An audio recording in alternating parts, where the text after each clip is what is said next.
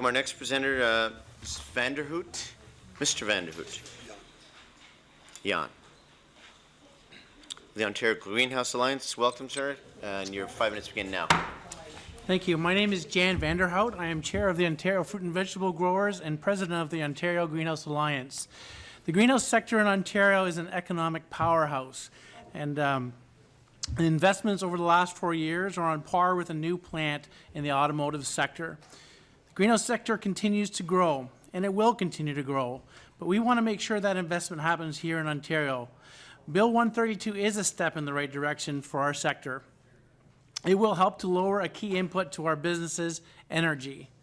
As we understand the bill, greenhouse farmers will benefit from the 25% reduction in electricity costs. Additionally, the expansion of the Industrial Conservation Initiative means that greenhouses with average monthly peak demand over 500 kilowatts will be eligible to participate starting this summer, potentially providing additional savings on their electricity costs. We appreciate these measures. But I should emphasize that we see these as first steps to addressing a host of challenges: growing costs, infrastructure needs, new regulations and access to markets. Changes to trade deals such as NAFTA challenge our continued success in the marketplace at home and globally. Ensuring the continued success and growth of this sector, the greenhouse sector, given the current competitive climate, will take the concerted effort of all stakeholders, of which the Ontario government is a key member. We look forward to continuing to work with the government and Ontario legislature in addressing these challenges together. The growth in the greenhouse sector will happen. The question remains where. Thank you. Mr. VanderHout, begin of the NDP. Mr. Chapman. Yes. Mr. VanderHout, thank you very much for coming here this afternoon. You noted that a number of your members will benefit from the 25% reduction the government has talked about with this bill. How will they feel 4 years from now when the bills start going up 6% and more per year? This will be, if it goes that way, this will be an added challenge, so we would feel bad about that.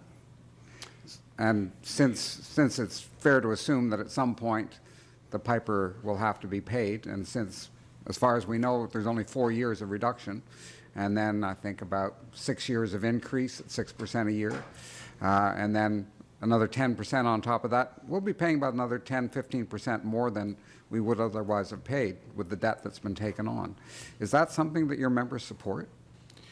If that's the case, that is not something we support. I mean, increasing the rates exponentially in the future to stave off price increases today is not a step in the right direction. I myself am actually a greenhouse cucumber grower in the Hamilton area, and yeah, we don't have the margins to play with. No, I didn't think you did. And that kind of stuff, and especially when they're unexpected increases.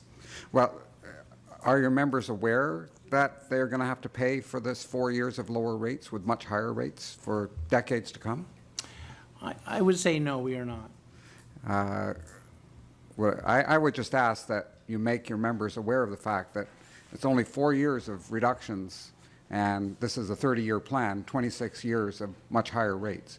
I think that's something that you should be taking into account, because given what you've had to say and given what my colleagues from southwestern Ontario, Taras Natashak and others have said, Percy Hatfield, greenhouse growing is pretty sensitive to energy costs, and I can see why having a decrease over the 4 years for the smaller operators is a good thing, but I think it could be very dangerous for them for the other 26 years of this plan.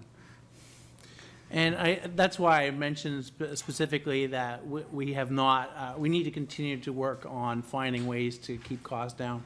I understand that, but are you aware that there are no structural changes that are proposed by the government in this plan? They're not going to reduce the amount of generation capacity because right now we are oversupplied. They aren't going to take back any of these privatized operations into public hands. 30 seconds, thank you. So they're not aware of the fact that this really is just borrowing on a credit card to keep the prices low for the next election. I'd be taking your word for it. I really have a lot of work to do on my own farm. So. Then I'd urge you to look into it, because I think you may find some of this disturbing. Thank you very much for your time. I do appreciate it. Thank you. Thank you, Mr. Chapman. Mr. Baker. Thanks very much for coming in. Really appreciate it. Can you just talk about what the impact would be of this bill on the competitiveness of the folks in your sector? So this helps the competitiveness for sure in the short term, because it affects one of our key inputs. So energy is certainly one of our largest inputs, alongside with labor. So when there's savings in electricity, then yeah, that contributes to making us more competitive. It also opens the door to the possibility or increased possibility of the installation of lights, so for year-round production.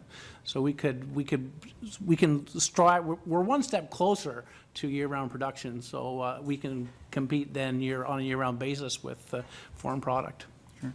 And are there other forms of investment like that that you could see yourself making as a result of, I guess, the savings from this, but also the fact that this would help make your sector more competitive? That's a very dynamic question, because one of the challenges that we face in the greenhouse sector is we are very much price takers. So we plan in faith and hope that we are going to get the dollars we require. There's no accounting for what production will be. I can weather that storm. There's no accounting for what prices will be, which is often a much more difficult thing to deal with. So there's so many factors impacting our competitiveness and impacting our profit that will we save $100,000 and invest that into being more competitive? That's pretty hard to say. Okay. Thank you. Thank you, Chair. Thank you, Mr. Baker. To the PCA, Mr. Walker. Thank you very much, sir, for attending. Using that analogy, it's like saying if I started your house on fire and gave you a pail of water, would I be a helpful person to you?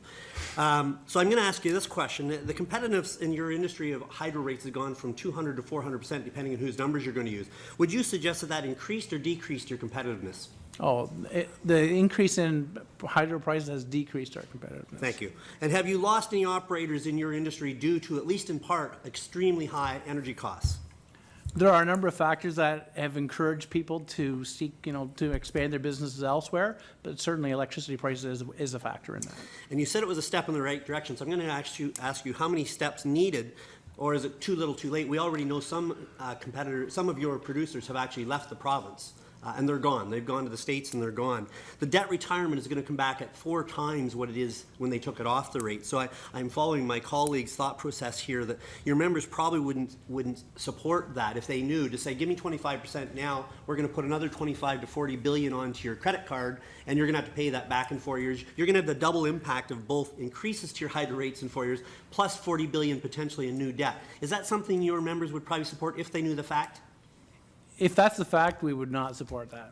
Thank you very much. And can you tell me how many of your members would be classified as farms under the current legislation, just in even a ballpark? 100%. 100%, thank you. And do you have a rough idea how many members would be classified as Class A users versus Class B users? Oh, I'm not sure exactly what the definition of Class B is, but I'm familiar with Class A, and it's a very small percentage, probably 2%. Thank you. And what's the kind of the average monthly usage for hydro alone for a greenhouse in Ontario? In dollars or in kilowatts? Dollars.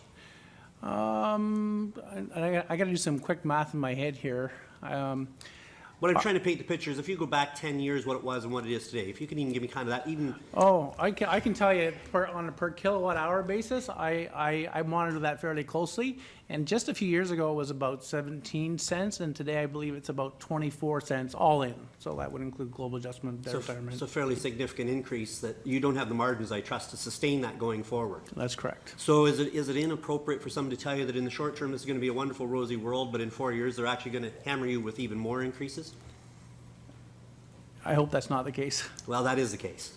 There was a confidential cabinet document that was leaked a couple of weeks ago, and it actually made a lot of headlines. So I think it's important that you look up that story and just see exactly what it says. But it does say that the debt retirement charge will be back on steroids, and we are going to have record electricity prices in 4 years' time. So the price of electricity starts to go up right after the next election. So I think that would be important for you to share with your members. And also cap and trade continues to go up. I know I met with Mr. Smith, and thanks to you, Mr. VanderHout, for your deputy.